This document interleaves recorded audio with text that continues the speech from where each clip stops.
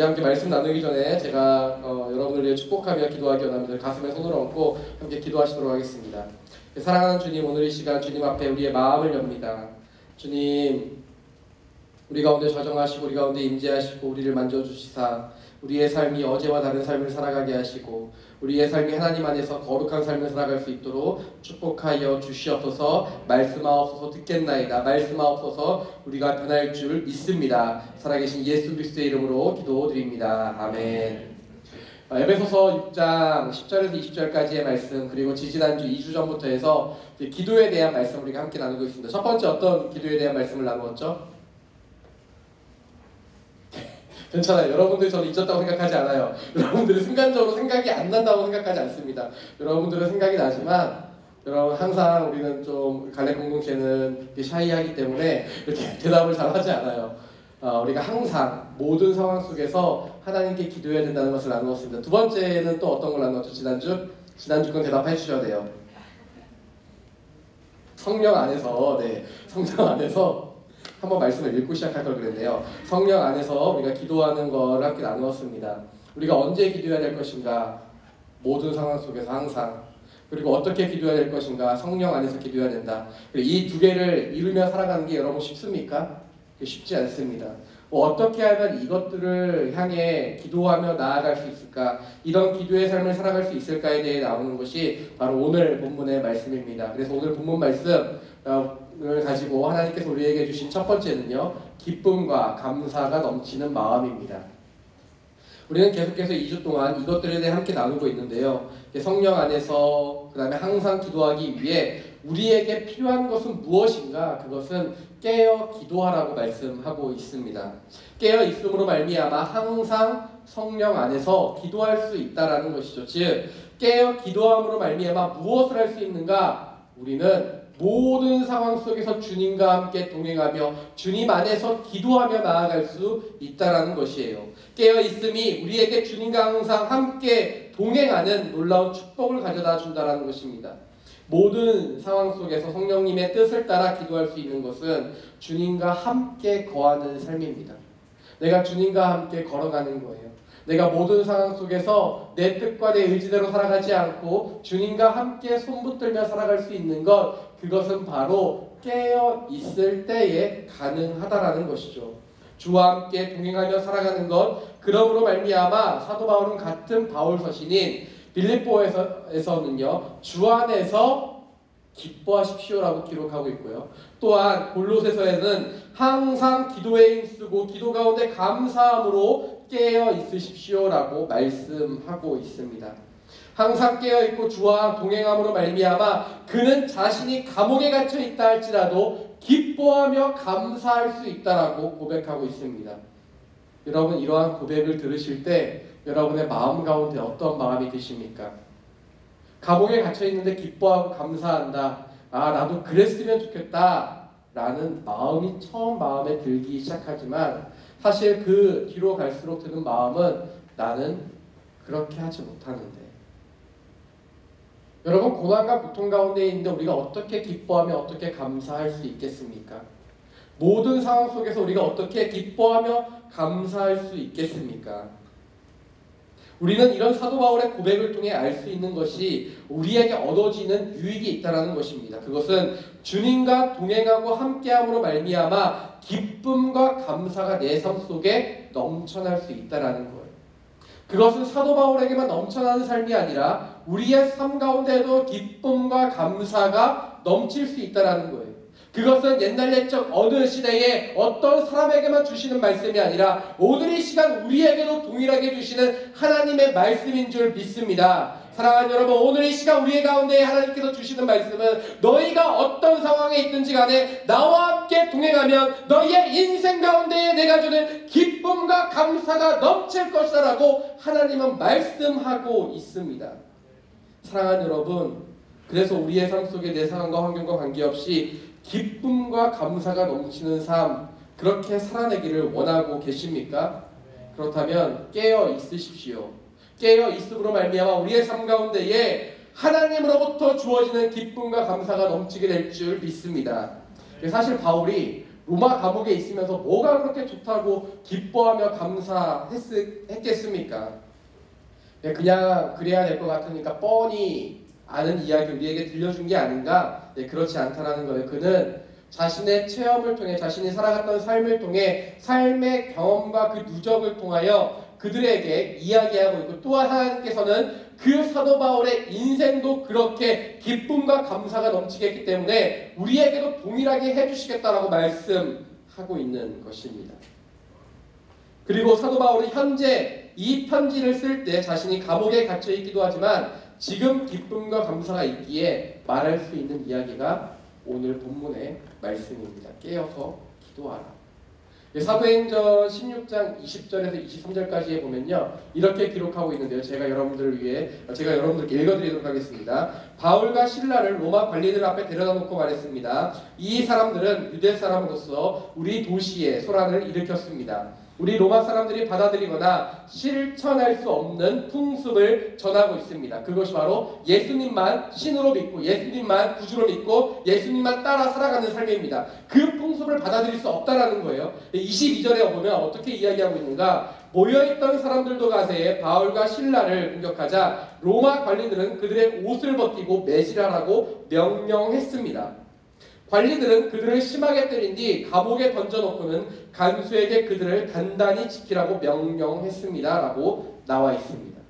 빌립보 지역에 갔을 때 바울과 실라는 감옥에 갇히게 됐는데 옷을 벗기고 심하게 때린 후 감옥에 가두어 두었다라는 것이죠. 심하게 맞고 힘들어하는 상황 속에서 잠이 드는 게 쉽지 않았을 겁니다. 너무 아파서 보통 등 이런 데 막 때리기 때문에, 팔 이런 데 때리기 때문에 누워있는 게 보통이었을 거예요. 그렇다고 해서 눕지는 못하고 앉아서 잠을 드는 게 쉬운가? 우리가 보통 앉아서 잠드는 것도 어려운데 심한 매질을 당해서 탈진하였지만 잠드는 것이 결코 쉽지 않았을 것입니다. 그렇다고 해서 탈진한 상황 속에서 무언가 하는 게 쉬운가? 그냥 아무 생각도 안 들고 아무것도 하고 싶지 않고 그냥 이 고통이 빨리 낫기를 원하는 그 마음만 있었을 텐데, 바울과 실라가 무엇을 했는가? 24절부터 26절까지 보면요, 이렇게 기록되어 있는데요. 우리가 한 목소리로 읽도록 하겠습니다. 함께 읽겠습니다. 시작. 이런 명령을 받은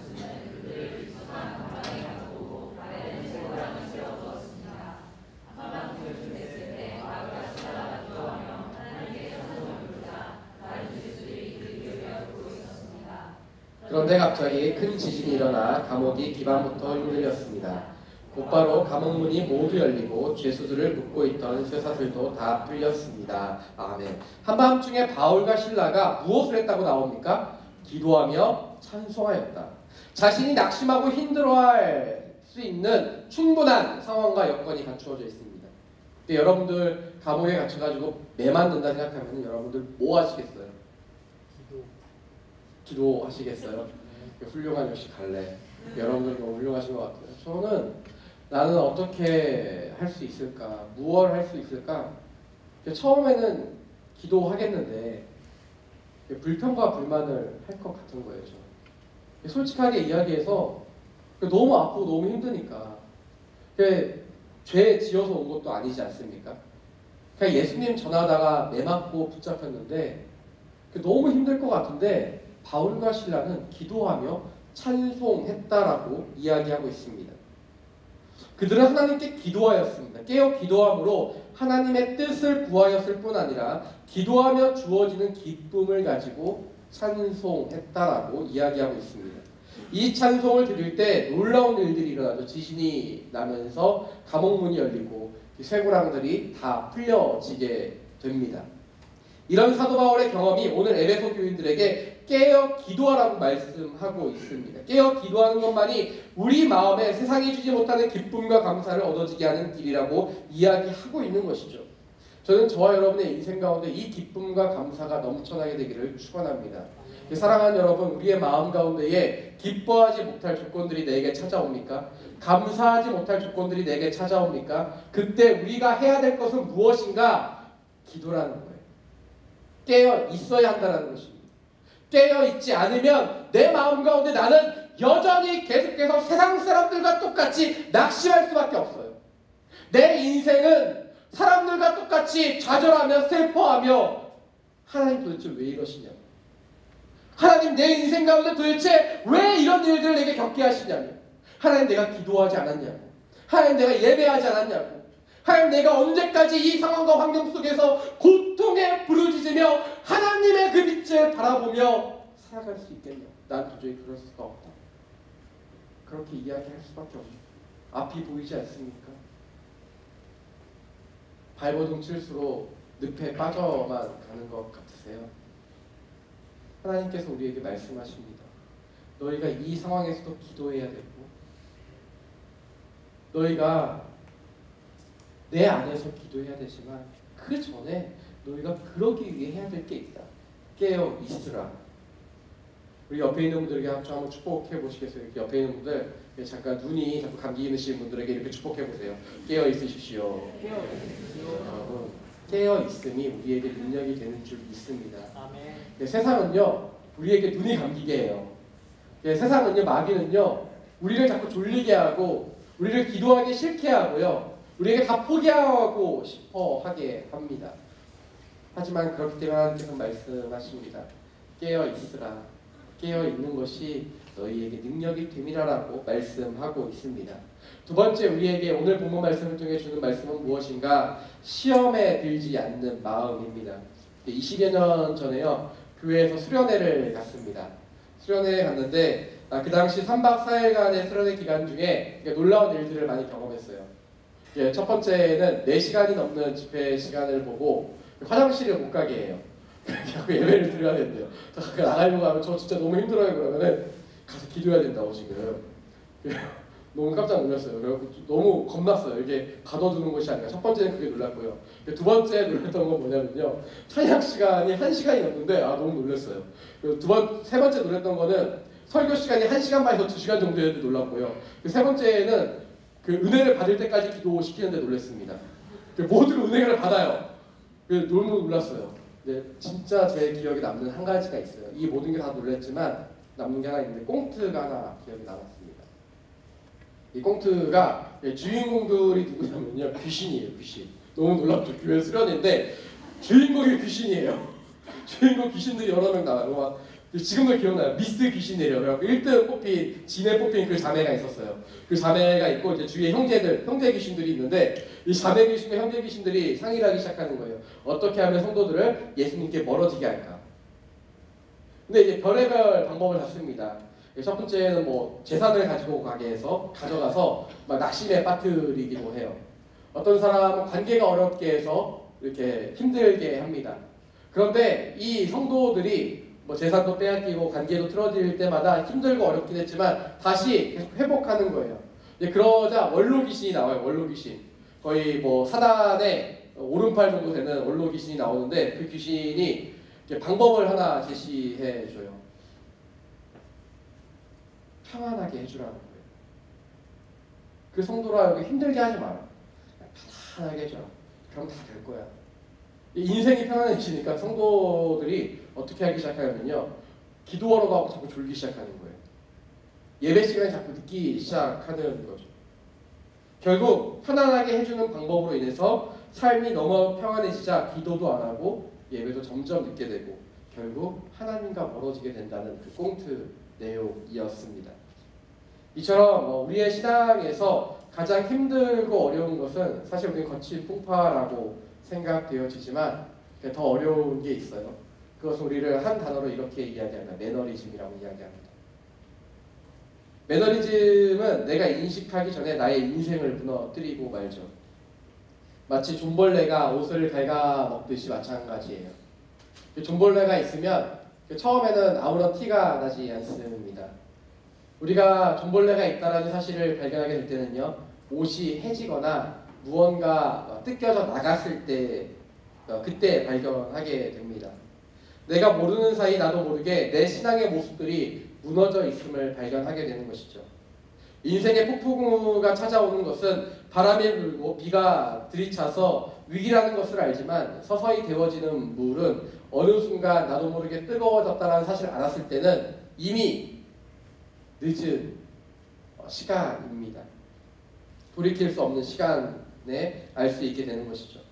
물이 뜨거워졌다고 생각되어질 때는 이미 늦은 거예요. 내가 위험하다고 느끼면 이미 늦은 것입니다. 내 몸으로 체감할 때는 이미 일이 벌어지고 난 뒤라는 거예요. 비를 맞고 나서 우산을 찾는 행위는 바보 같은 행위입니다. 늦은 때입니다. 비를 맞지 않으려면 일기예보에 관심을 가져야 하듯이 우리의 영적 폭풍우를 만나기 전에 먼저 깨어있어 그 기류를 감지하지 못하면 후회만 남고 더 많은 에너지가 들어가고 더 마음이 상하고 지치는 일들이 많아질 수밖에 없다라는 것이죠. 그래서 기도는 절박한 날이 오기 전에 평화로운 날에 준비해야 합니다. 바로 이런 매너리즘을 비롯하여 마귀가 우리의 마음을 근심하게 하며 삶을 괴롭히는 것, 이것을 우리는 한 단어로 시험이라고 말합니다. 예수께서 제자들에게 감람산으로 부르시고 올리브산이라고도 부르는 그 산으로 부르십니다. 그리고 산에 올라가며 기도하실 때 베드로, 야고보, 요한을 부르시죠. 그리고 깨어 기도하라고 말씀하십니다. 예수님께서는 너희가 시험에 들지 않기 위해 깨어 기도하라고 말씀하시는데요. 마가복음 14장 38절에 보면요, 이렇게 기록되어 있습니다. 시험에 들지 않도록 깨어서 기도하여라. 마음은 간절한데 육신이 약하구나. 예수님께서 깨어 기도하라고 말씀하십니다. 그런데 왜 깨어 기도하라고 말씀하십니까? 시험에 들지 않기 위해. 시험에 들고 난 이후에 너희가 이 시험을 잘 통과하기 위해 기도하라고 말씀하시지 않습니다. 예수님께서 말씀하시는 건요, 너희에게 시험이 찾아올 것인데 그 시험에 들지 않기 위해서 너희가 지금 이때의 기도로 준비해야 한다라고 말씀하고 있는 것이죠. 사랑하는 여러분, 우리의 인생 가운데 시험에 들기 전에 기도하셔야 됩니다.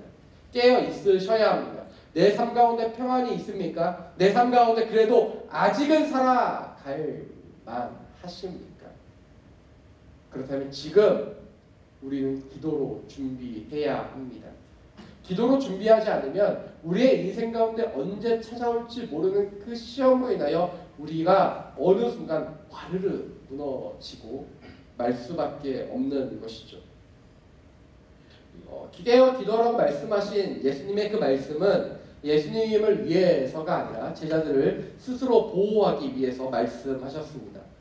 사실 우리가 최후의 만찬 혹은 6월절 만찬이라고 부르는 제자들과 만찬을 마치시고 난 후에 산 위에 올라가셔서 기도하시게 되는데요. 이 만찬이 끝날 때가요, 밤 12시 정도였습니다.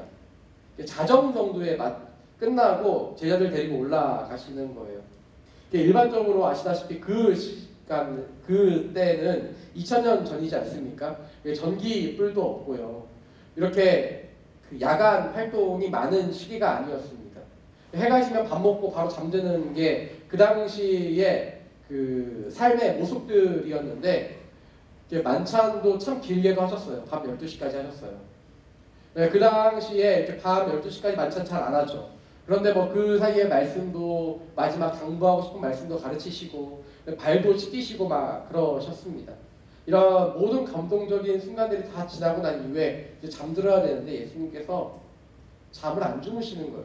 하루 종일 사역하시고 나서 끊임없이 또한 달리기 시작하시는 거예요. 그러면서 제자들 셋을 데리고 산에 올라가십니다. 그러니까 제자들 입장에서 생각해보면요, 얼마나 피곤했겠습니까? 하루 종일 사역하고 나서 이렇게 밥 먹고 너무 감동적이고 육체적 에너지도 아직 다 썼는데 마음의 에너지도 다 썼어요. 감정적인 것도 예수님 발 씻겨주실 때 얼마나 좋았겠어요. 육체적으로도 마음적으로도 아무런 에너지가 남아있지 않은 그 상태에 기도하러 올라가시면서 주님께서 한마디 하세요. 깨어있으라. 그게 얼마나 힘들고 어려운 요구였겠습니까? 제자들이 깨어있지 못하고 잠이 드는 것이 어찌 보면 당연해 보입니다. 하지만 깨어있지 않고 졸면, 계속 잠들어 있으면 예수님께서 말씀하신 것처럼 시험에 들게 되는 것이죠. 베드로는 깨어 있어야 할 때 깨어 있지 않음으로 말미암아 시험에 들게 됩니다. 그래서 예수님을 잡으러 왔을 때 칼로 이렇게 막 휘두르고 그러지 않습니까? 그러니까 그가 기도하지 않으니까 그 이후에 또 어떤 일들이 일어나게 됩니까? 예수님이 잡혀가던 그 시간에 칼로 해결이 안 되니까 예수님께서 막으시니까 그가 도망가게 됩니다. 예수님께서 신문받고 잡혀 계실 때 그는 네가 예수와 함께 있던 사람이 아니냐라고 물어봤을 때 그는 3번 부인하고 또한 도망가게 됩니다. 분명 예수님과 함께 지냈음에도 불구하고 자신의 인생 가운데 위기가 닥쳐오자 그는 거부하고 부인하고 도망했다라는 것이죠. 마귀가 주는 안락함과 시험으로부터 승리하고 싶으십니까? 그렇다면 깨어 기도하십시오. 항상 나는 같은 문제에 넘어진다고 자책하지 마세요. 우리에게 필요한 것은 후회가 아니라 깨달음입니다. 우리에게는 이 깨어 있음이 필요한 것이에요. 깨어 있는 것이 우리에게 능력이 되고 힘이 됩니다. 육체적 피곤이 나를 덮쳐올지라도 그것을 뛰어넘고 하나님께 간구하시던 예수님처럼 기도해야 합니다. 사랑하는 여러분, 깨어 기도하시기를 축원합니다. 네, 여러분 깨어 있으셔야 돼요.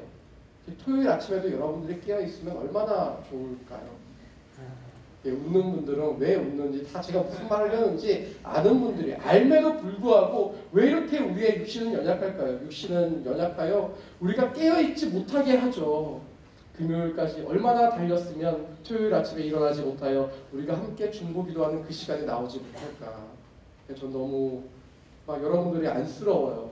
이 세상에서 얼마나 힘들게 했으면 중보기도 시간에 나오지 못할까. 얼마나 안타까운 마음으로 여러분들이 나오기를 얼마나 기도하는지 모릅니다. 사랑하는 여러분, 우리 토요일날 10시 반에 도곡교육관에서 중보기도 모임이 있다는 사실은 매주 주보에 기록되어 있습니다.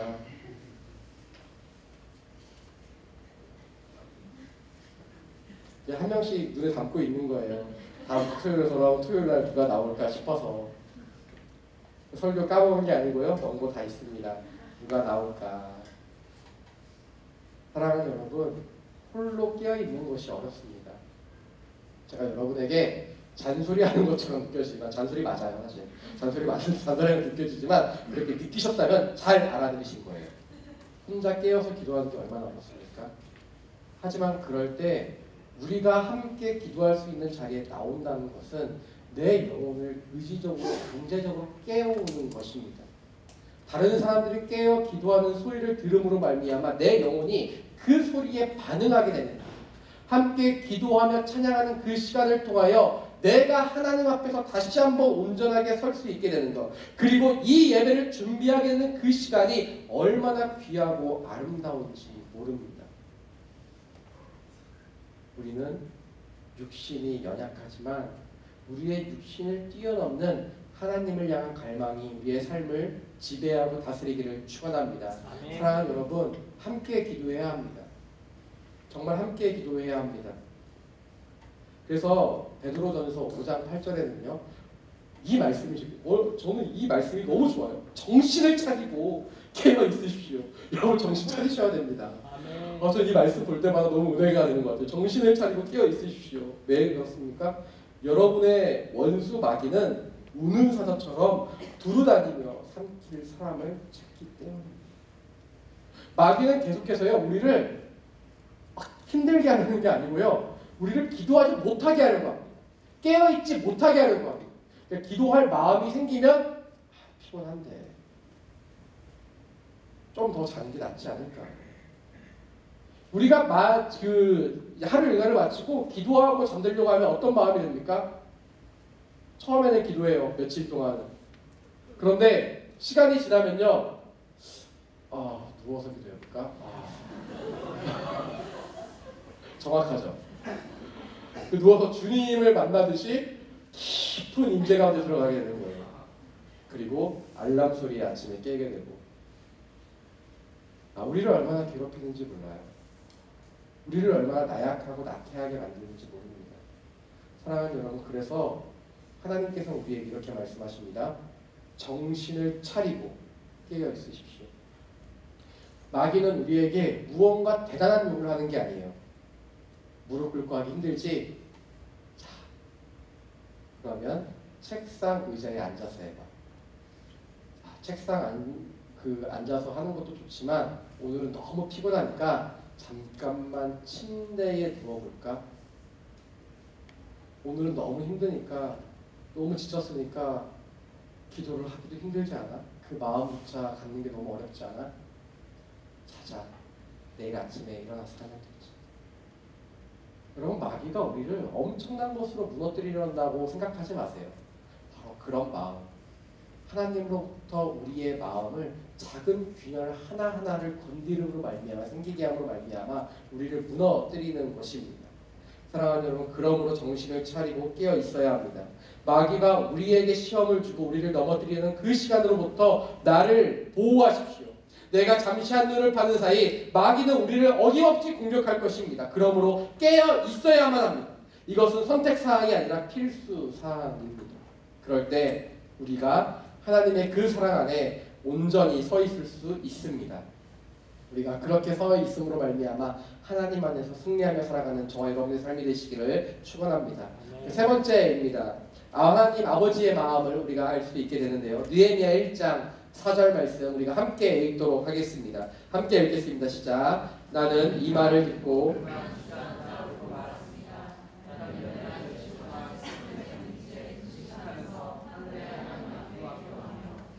우리가 함께 읽은 본문에서 느헤미야는 그 자리에 주저앉아 울고 말았다라고 이야기하고 있습니다. 그리고 몇 날 며칠 동안 슬픔에 잠겨 금식하며 기도했다라고 나오고 있는데요. 한 나라의 술 맡은 관은 굉장히 고위직이었습니다. 그 고위직에 있는 사람이 그 자리에서 주저앉아 울만한 사건이 어떤 사건이 있었을까? 잘렸나? 아닙니다. 가족 가운데 누가 아픈 사람이 생겼나? 그렇지 않습니다. 그에게 슬피 울며 주저앉게 하며 울었던 그 사건은 그런 류의 사건이 아니었습니다. 오늘 4절 말씀 전에 있는 1장 2절과 3절 말씀에 보면요, 이렇게 기록되어 있습니다. 내 형제 가운데 하나니가 몇몇 사람들과 함께 유다에서 왔습니다. 그래서 나는 포로로 잡혀오지 않고 그곳에 남아있는 유다 사람들의 안부와 예루살렘의 형편을 물었습니다. 자, 느헤미야의 부모님이 포로로 잡혀왔습니다. 그런데 그때 포로로 잡혀오지 않고 남아있던 사람들의 후손들이 유다에 남아있었습니다. 그 사람들이 어떻게 살고 있느냐고 느헤미야가 물었습니다. 자, 그때 그들이 내게 말했습니다. 포로로 잡혀오지 않고 그 지방에 남아있는 사람들은 지금 큰 고난과 수모를 당하고 있습니다. 예루살렘 성벽은 무너졌고 그 성문들은 다 불에 탔다라고 기록되어 있습니다. 자신과 떨어져 있던 자신의 민족의 아픔을 듣고 슬픔에 잠기기 시작한 거예요. 그러면 그들이 느헤미야와 일명식이 있던 사람들이었는가? 그렇지 않습니다. 왜냐하면 느헤미야는요, 포로로 잡혀온 사람이 아니라 포로로 잡혀온 부모로 인해 포로로 된 그 땅에서 태어난 사람이기 때문이에요. 무슨 말인지 아시겠어요? 포로 2세대라는 것입니다. 그는 유다에서 태어나서 그 환경을 보다가 잡혀온 포로가 아니라 포로된 그 땅에서 태어난 사람이었다는 것입니다. 그래서 그는 그 유다 땅에 남아있던 사람들의 이야기를 듣고 슬퍼하거나 금식할 이유가 없었습니다. 자신에게 크게 와닿지 않은 거예요. 저희가 목요일날에 리더십들과 함께 폴란드로 간 아이들 봤습니다. 너무 좋았어요. 그쵸? 네. 여러분 안 보셨으면 꼭 보셨으면 좋겠어요. 너무 좋았어요. 그런데 우리 리더십들에게 한번 물어보도록 하겠습니다. 그러니까 보신 분들에게 전부 다 물어볼게요.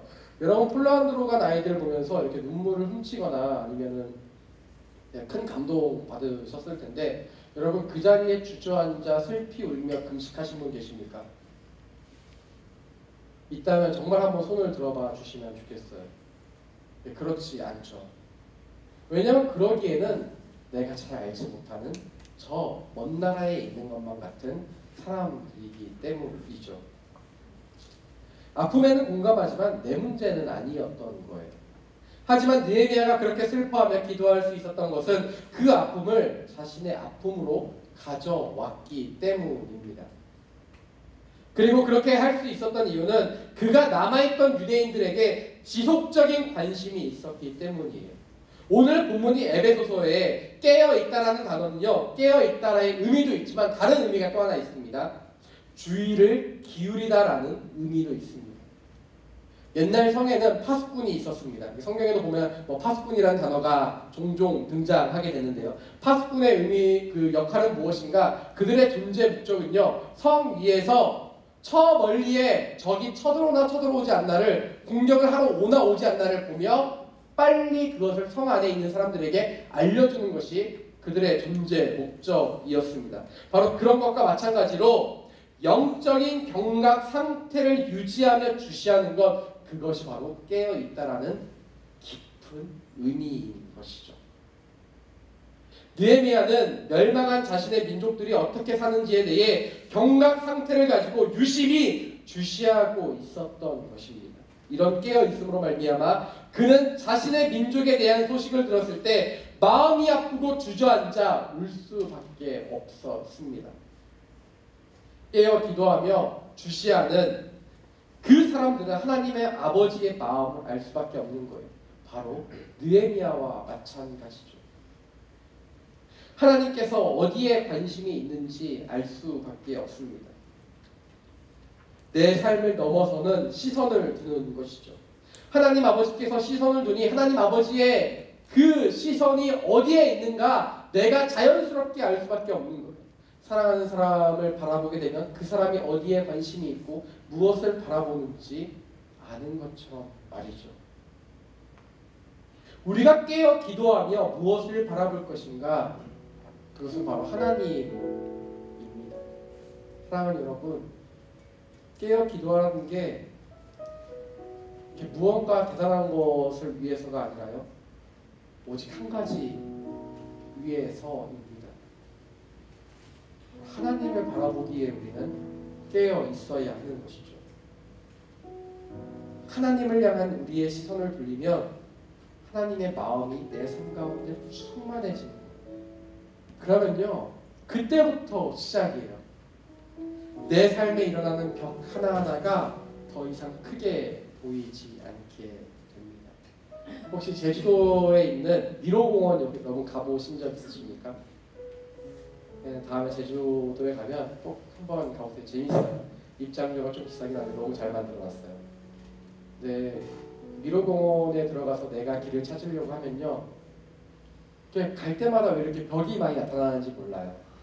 생각보다 크고 어려워서 거기를 출구를 빠져나오기까지 참 많은 시간이 걸립니다. 그런데 그 위에서 바라볼 수 있는 데가 있거든요. 거기에서 바라보면, 사람들을 바라보면 너무 바보 같은 거예요. 아, 절로 가면 되는데 왜 저기를 모를까? 저렇게 빠져나오면 되는데 왜 모를까? 하나님께 시선을 둔다는 것은요, 미로를 향해 달려가는 삶에서 위에서 내려다보는 삶으로의 시선의 전환입니다. 아멘. 사랑하는 여러분, 그래서 우리가 그 하나님의 시선을 갖기 위해 깨어 있어야 하는 거예요. 왜 하나님의 시선과 사람의 시선이 다를까?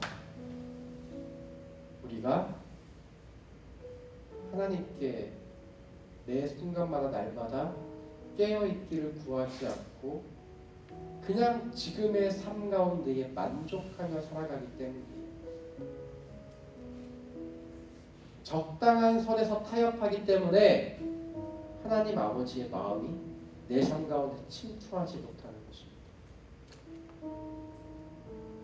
하나님을 향한 갈망함, 여러분 우리 솔직하게 한번 생각해 볼까요? 내 인생의 100%의 마음 가운데 하나님을 향한 갈망함은 몇 프로이십니까? 하나님을 갈망하지 않는데 어떻게 깨어 기도할 수 있겠어요? 하나님을 향하여 예배하는 예배자의 마음이 없는데 어떻게 모든 상황 속에서 기도할 수 있겠어요? 하나님을 그렇게 바라지 않는데, 만나고 싶지 않은데 어떻게 성령 안에서 기도할 수 있겠어요?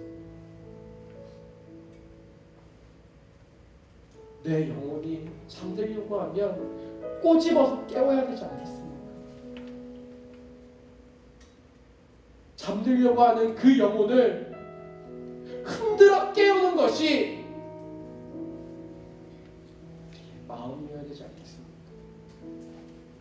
육체는요, 항상 잠들고 싶어요, 여러분. 귀찮아합니다. 힘들어합니다. 우리가 언제 안 바쁠 수 있겠어요? 언제 안 피곤할 수 있겠어요? 시간 나면 우리 기도하기보다 사람 만나기를 원하고, 기도하기보다 밀려있던 다른 숙제 하기를 원하지 않습니까? 내 인생 가운데 깨어 기도하는 것을 인생의 최우선순위에 두지 않으면 나는 여전히 날마다 하나님과 만나는 것이 저기로 물러나게 됩니다. 힘들어지면 기도하면 되지. 맞습니다, 여러분. 그때 기도하면 되죠. 근데 그때는 일이 벌어지고 난 뒤잖아요. 기도의 모든 응답을 받았던 역사적인 한 인물이 있는데 조지 뮬러라는 사람입니다. 여러분 많이 아실 텐데요. 제가 곰곰이 생각을 해봤어요. 어떻게 그는 모든 기도마다 응답 받았을까? 한 가지 결론밖에 나오지 않는 거예요. 그는 날마다 매 순간마다 모든 일 가운데 최우선순위에 하나님을 두며 깨어 기도했기. 여러분 우리가 타협할 거리가 얼마나 많은지 모릅니다. 언제까지 타협하시겠어요? 언제까지 하나님을 뒷순서로 물려두시겠습니까? 하나님께서 우리의 마음을 두드리십니다.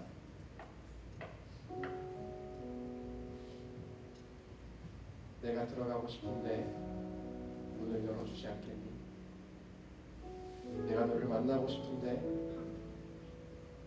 나를 만나주지 않겠니?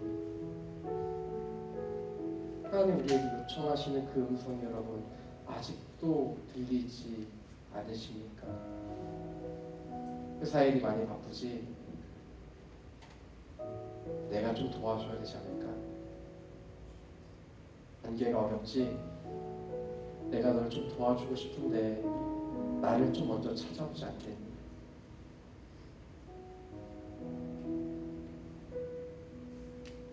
재정적인 문제가 있지?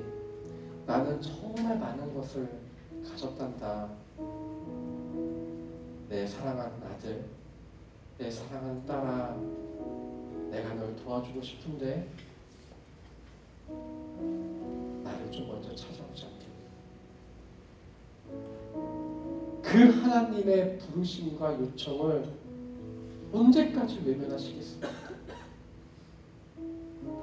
지식적으로 너무나도 많이 알고 있어요. 너무 바빠서 기도할 수밖에 없지. 그래 그렇게 해야지. 여러분 많이 알고 있는 것은